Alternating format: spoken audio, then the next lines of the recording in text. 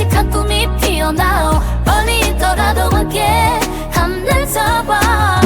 첫째, 독립이 될 것 같고, 그다음 두 번째는 저번에도 말씀드렸다시피 우스갯소리 이야기했지만, 자꾸 서울에 그 사람들 자꾸 지방, 시골 이야기해요. 그래서 제가. 지방은 예, 시골이.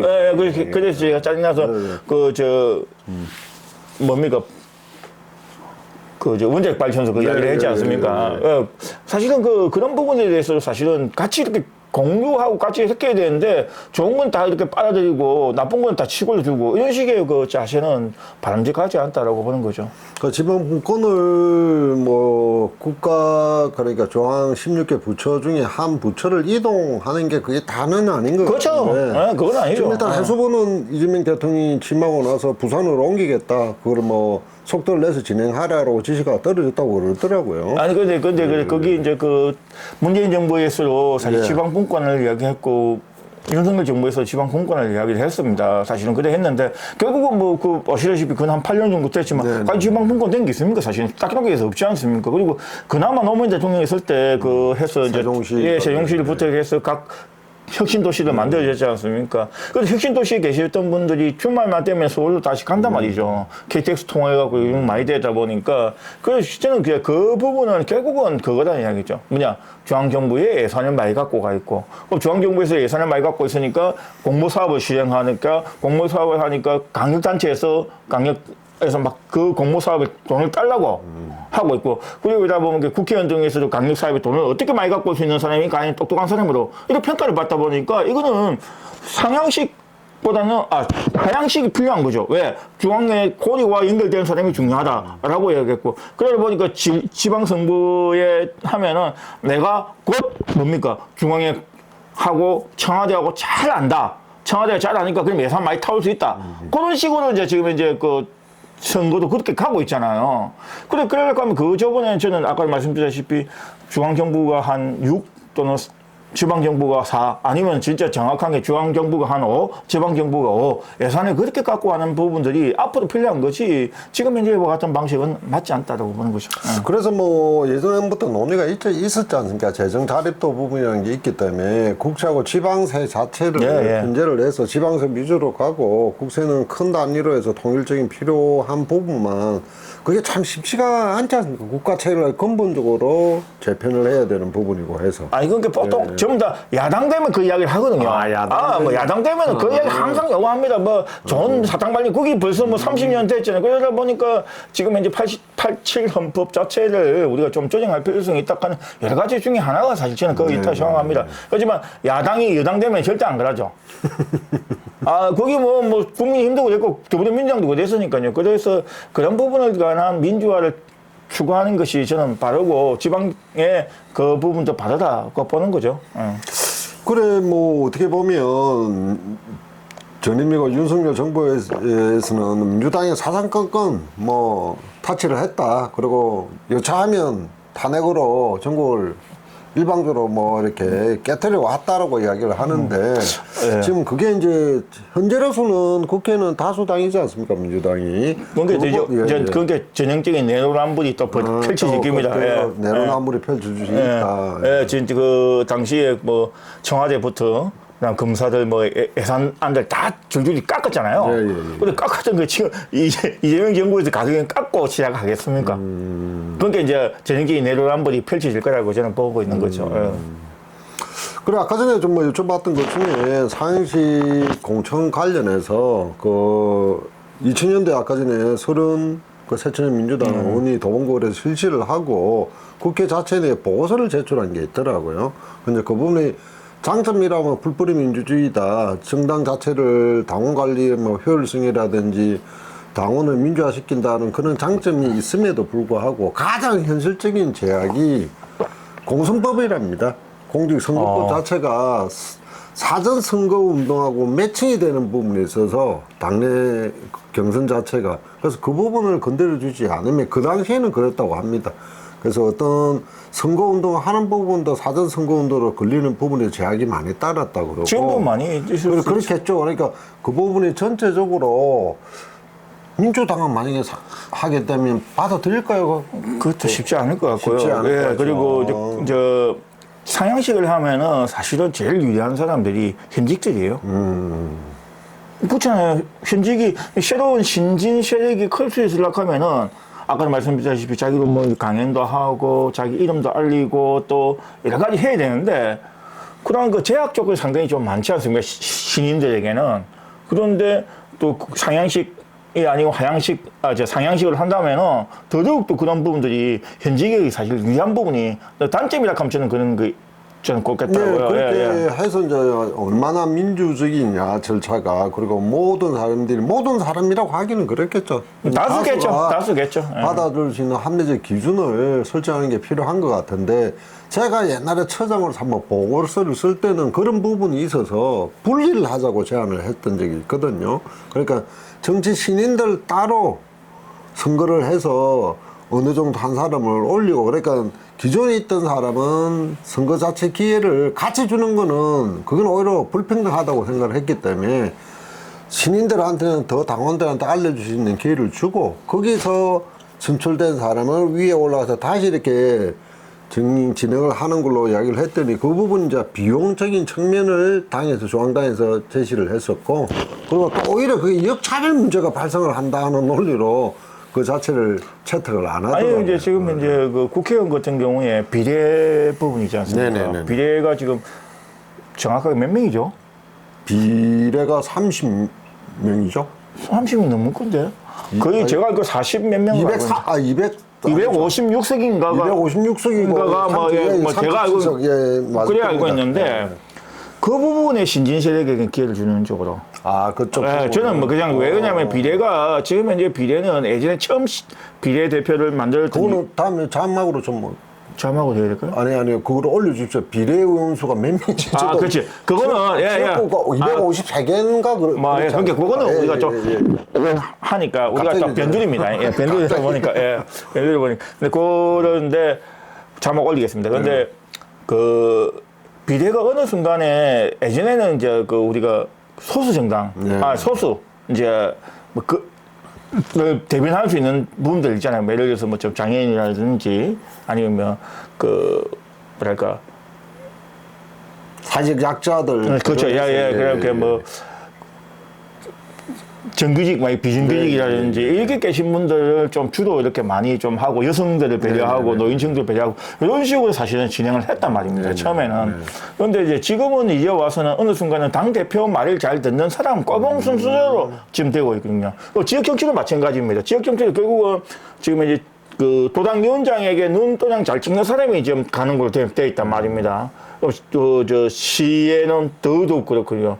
그러다 보니까 어느 순간 이게 과연 그 장점이 사라지고 없는 거거든요. 그래서 저는 신진 세력들에게 아까 그 비율이 아까 253, 나는 아주 대충 뭐냐면 300명이라 하면은 거기에 한 60명 정도는 신진 세력들이 키울 수 있는 부분들 보장을 한다든지 그렇게 할 수 있는 방법은 있다 생각하는 거죠. 그런데 그걸 과연 이제 지금 현재 있는 여당에서 오케이를 할 거냐, 야당에서 할 거냐, 그 차이가 있는 거죠. 결국은 우리 시민들을 대변할 수 있는 상향식 공천이 바람직한데, 그러려고 하면은 지금 현재 있는 여야에서 과연 허락을 할 것이냐, 그거 아니겠습니까? 그러니까 야당은 지금 현재 야당인 국민의힘은 물론 비대위원장 혼자만의 이야기일 수도 있어요. 개인 의견이지만 일단은 상향식 공천제를 완전히 도입하겠다고 이야기를 했고 바람직하지만 그게 이제 아까 조금 전에 서론이 실시를 해봤더니 사전선거운동 관련해서 공선법하고 맞물려 있기 때문에 공선법을 개정을 해서 그걸 다 수행하지 않으면 한계 사항이 부닥친다고 하더라고요. 아니 다만 이제 공선법뿐만 아니고 지금 자꾸 무시상께네 말 줄인께네 무슨 말이 하나도 좀 안 하더라고요. 공직선거법. 그렇지. 그래 이야기하지. 뭐냐면 하나도 모르겠어요. 근데 선거법이었어요. 선거법인데 일단은 저는 뭐냐면 지금 현재 그 선관위에서 온라인은 다 풀어놨잖아요. 온라인 풀어놓고 이제 돈 드는 선거, 그러니까 조직 선거를 하지 못하게끔 하기 위해서 그걸 못하게 되어 있는 거거든요. 그러니까 온라인 선거 다 될 수 있으니 저는 이제 그 부분도 좀 어느 정도 가능성이 있다. 네, 그래서 아까 전에 이제 거기서 보고서에서도 조직 선거 부분이 나름대로 조직의 차이가 있기 때문에 당원들을 대상으로 한 조직 선거의 영향에 따라서 승패가 좌우될 수도 있다라는 뭐 우려가 있었다. 현실적으로 그런 문제가 생겨났다고 하는데, 근데 지금은 다르지 않습니까? 네, 그래서 정말 워낙 네. 활용화되어 있는 거고, 그래서 문제점으로 몇 가지 지적된 사항 중에 공직선거법, 우리 선거법 그게 이제 관련된 문제가 되는데, 그래서 좀 전에 대표님들 여쭤본 겁니다. 그렇게 저는 민주당이 과연 지네가 그런 식으로 선거법을 개정을 하자라고 했을 때 맞지 않을 공사가 안 맞습니까? 이제 됐으니까. 아니 이제 뭐 그 국민의힘이 돼도 안 맞습니다. 그러니까 뭐 정당을 제가 뭐 나쁘게 평가하고 나 좋게 평가하는 게 아니고 둘 다 저는 같다라고 보니까 그럴 겁니다 아마. 저는 그래도 오늘 우리 비대위원장이나 그 젊은 분이 그래도 이제 국민의힘을 쇄신하겠다. 물론 좀 뒤늦은 감이 있고 쇼라고 평가받을 그것도 있지만 나름대로 완전 상향식 공천을 실시하겠다고 했을 때 아 참 그래도 국민의힘이 제대로 이제 돌아가려고 나름 애를 쓰냐라고 했더니 다 이렇게 보시니까 쇼다라고 이제. 저는 왜냐면 그게 이제 2000년 전부터로 90년부터로 계속 그 이야기가 계속 나왔으니까 벌써 한 30년 그렇게 됐잖아요. 30년이 되다 보니까 막 지겹잖아요. 이제 또 어디 또 그래 하겠구나, 또 어디 그래 하겠구나, 그래 하니까 이제 사실은 그러니까 뭐 대표님 보시기에는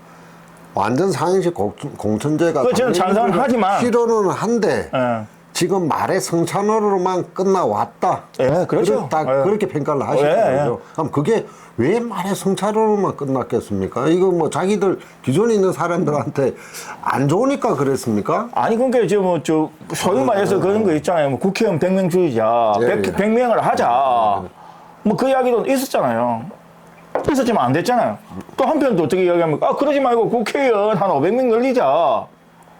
그 이야기 있었잖아요. 그런데 뭐 국회의원 500명 늘리자에 대해서는 우리 국민들이 반대를 하고 반대를 하는 거죠. 국민들이 반대를 하는 거고. 왜냐하면 자기들 그 기득권 내려놓지 않으면서 하는 거니까. 그렇지만 또 국회의원 100명으로 하자. 이건 또 자기들이 또 안 하는 거거든요. 국회의원들이. 할 수가 없습니다. 헌법에. 국회의원 200인 이상으로. 그러니까 헌법을 결국은 지금 이제 87 헌법 자체를 이제 교체를 하면 되는 건데 그 결국은 지금 다수당이 민주당에서 그거 하겠냐고 이야기했죠. 이게 제가 그 저번에도 말씀드렸다시피 저번에 이야기했나 모르겠는데 그 87년 우리가 그 개헌 통해서 이제 헌법이 나왔지 않습니까? 그러니까 80년도 때 학생 운동을 했고 그때 당시 민주화 운동을 했던 많은 분들이 독재 권력에 대해서 맞서 싸우면서 얻었던 쟁취했던 것이 87 헌법 아니겠습니까? 하지만 지금 현재 과연 그분들이 지금 현재 기득권에 대해서 배가 나오면서 배터리 기름 차면서 하고 있는데 과연 그 사람들이 독재 정권에 앞서 싸우고 독재 정권을 위해서 맞서 싸웠던 그 정신이 지금 현재 있겠느냐 했을 때 저는 그건 아니라고 보고 있는 이야기가 거의 있습니다. 참 뭐 계속해서 뭐 그게 우리나라뿐만 아니라 문제인 것 같은데 어떻게 보면 보수 반동화 되는 게 참 보수라는 거는 이런 쪽에 뭐 진보 보수를 말씀드린 게 아니고 사람들이 이제 어떤 지향한 바가 이루어지면 혁신을 끊임없이 해가야 되는데 그러지 않고 만족하고 요구했던 구태를 닮아가는 게 그러니까 자기들도 지금 이제 뭐 밑에 그 아까 그 시도위원들 뭐 그럼 강력시 같은 경우는 이제 뭐 시구위원이 되겠죠. 그분들 결국은 대권 때 또 줄 세우고 그렇게 하고 있지 않습니까? 자기들도 하지 마자 해놓고 자기들이 지금 줄 세우고 있잖아요. 뭐 그렇게 결국은 이거 그냥 우리가 그 군에 있을 때 그런 거 있잖아요. 옛날에 뭐 구타 금지 했지만 자기가 막상 고참되고 나면은 그 밑에 또 그 쫄병들에게 또 구타를 했던 그런 그 좀 안 좋은 그 악습이 80년, 90년대에 있었지 않습니까? 뭐 그런 것들이 계속 되어왔는데 지금도 똑같은 부분들을 하고 있다는 게 사실은 좀 안타까운 부분이고 분명히 개선돼야 될 부분이죠. 자, 그러면 뭐 오늘도 시간이 많이 간 것 같아. 하나만 더 여쭤보겠습니다. 야, 또 물어보지 마세요. 그러니까 우리 뭐 얘기를 한참 안 한 것 같은데 상식 공천제 될 거다 안 될 거다. 그건 한마시다. 아따 오랜만에 진짜. 진짜 급히 얘기입니다 또. 근데 그 언제까지 기간이 있어야 될까요? 기간은 저기 비대위원장하고 올해 그러니까 국민이 과연 그 제도를 받아들여서 국민의 힘만이라도 상식 공천제를 할 수 있을까? 이게 그게 이제 우리 조영수 선생님 이야기에 저는 무조건 반대를 갈 테니까 말씀하세요. 아, 무조건 반대. 그래 그냥 내기 되지. 아무튼 똑같이 갈면 내기 안 되잖아요. 저는 뜻은 좋은데 안 이루시기가 힘들지 않겠는가? 아까 내가 이야기했던 거. 제가 싹 들어보니까 내가 이야기했던 거, 야. 된다 하면 안 될 것 같더라고요. 와, 이거 완전히. 좋습니다. 제가 뭐 커피 한 잔 산다는 생각으로. 네, 커피 한 잔 산다는 생각으로. 그럼 저는 한다 이렇게 하겠습니다. 내가 섞이는 것 같아요. 섞이는 게 아니고. 저는 희망이 찼는데 대표님 말씀을 들어보니까 이거 아닌 것 같다. 라는 생각이 저는 이제 들어서, 사실은 조금. 그래도 제가 커피를 사도 좋습니다. 제발 조금 뭐 나름의 국민의 힘을 자체를 지지하는 게 아니고 국민의힘이든 민주당이든 조국 혁신당도 좀 했으면 좋겠다. 이거 뭐 이거 안 하니까 하는 이야기지. 뭐. 공승제 꼭 뭐 어느 당이라도 이루어줬으면 그게 논의가 확산이 돼서 진지하게 고민하는 계기가 한번 됐으면 어떨까 싶습니다. 그럼 이제 기간은 8월 달까지입니까? 8월 달까지는 죽었다 깨나도 아니, 언제까지입니까? 그 기간은 올해까지, 올 12월 달까지. 그 나름의 논의를 할까? 그럼 이제 아는 알겠고, 이제 그때는 이제 떠안에. 그때는 따로 이제 한번 하도록 하겠습니다. 저는 얼죽어라고 뭐 겨울에도 그냥 아이스 먹습니다. 대표님은 그렇게 하시고. 이가 안 좋았어. 예. 그러면 오늘은 상향식 공천에 관해서만 이야기를 좀 해봤습니다. 오늘은 뭐 저희를 뭐 항상 하는 이야기지만 저희가 뭐 어떻게 전문성 있고 이런 사람은 아니거든요. 전문성 있는 거는 선생님들이 좋아하시는 그 진영에 가서 보시고 저희는 그냥 저 말을 또 저렇게 생각하는구나 정도만 생각해 주시면 좋겠습니다. 자, 오늘은 그럼 여기까지 마치도록 하겠습니다. 감사합니다. 장원의